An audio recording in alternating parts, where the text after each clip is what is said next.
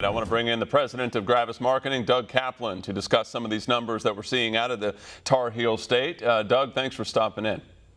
Thanks for having me. All right, I do want to, you're a pollster. I want to dig in a little deeper here. As always, no shocker, North Carolina will be a major player come November. And your latest poll shows the president with a 3-point lead, as you just saw there, over Biden, of course, within the margin of error. But I want to look at the 30,000-foot view here. Are these numbers what you expected? Because any lead in North Carolina carries a lot of weight. Yeah, North Carolina is an important bellwether state. If you were to listen to the mainstream media, they're talking about Trump losing by 8 points and 11 points. So that's why when we polled it and we saw Trump winning by 3, we were very surprised. Okay. So you were surprised to see those numbers just based on other polls, other networks, other things that you've seen in the mainstream media. You were a little surprised here. Based on what the media is telling us, yes. Okay. Well, one of the more interesting numbers here is the number of respondents who say that they lean left. 37% of the respondents saying that they identify as Democrat, compared to 33% who identify as Republican. So what do you think here? A possible sign of the times as Joe Biden has largely stayed out of the public eye during the pandemic?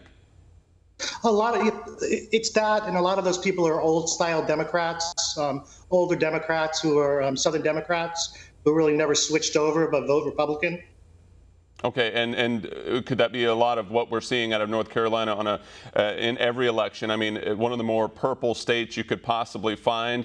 You feel like a lot of those old school Democrats are standing strong. They've been there for a while, and they play a part in all of these elections. Is that what you're saying? Yeah. They support Trump and they support his views by 20, 30, 40% on police, on China, on COVID. Okay. Well, I want to get into something else that showed out of your poll here. 49% of respondents in North Carolina say that President Trump would be the better pick to handle the economy, opposed to 43% who picked Biden. This week, and you may have seen these headlines, the stock market has continued to trim its year-to-date loss from coronavirus-related worries and the economic impact.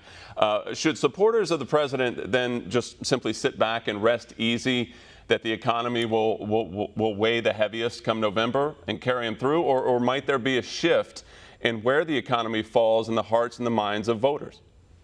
It depends. I think where unemployment is at and where the COVID infections are. I definitely don't think the supporters should become complacent at all. This is a very, very close race. It's 50-50 type of deal. Anyone can win. It really depends on turnout. But what we see in these polls are the president's supporters are more motivated than Biden's. What else are you seeing based on your polling? The economy, again, always a major factor. Of course, healthcare, a major factor. But again, just coming off of this crazy 2020 year, what else are you seeing? What other issues? It might be police brutality. It might be the role that law enforcement plays. What else are you seeing from your polling? Well, we're seeing people support their local police. Right. That's an important thing. They might want change overall in other police departments, but they support their local police. We're seeing all of the president's issues with him having overwhelming support. People support his travel bans to Europe and to China for COVID. So I think the president's in good shape in North Carolina. And I do want to finish with police. Results show in your poll a tie between the president and Biden when discussing who would be more effective in tamping down this national unrest. However, as you saw, 78% say that they support their local police. 53% believe activating the National Guard was the right thing to do to prevent further riots. So with that in mind, might Americans actually be tied on this as far as their reaction to the riots? Or if you're on the president's reelection campaign, might you be saying read between the lines right here? Yeah, read between the lines. Another question is people, who do you blame for the riots? Overwhelmingly, people blame the protesters. They don't blame the police or the establishment.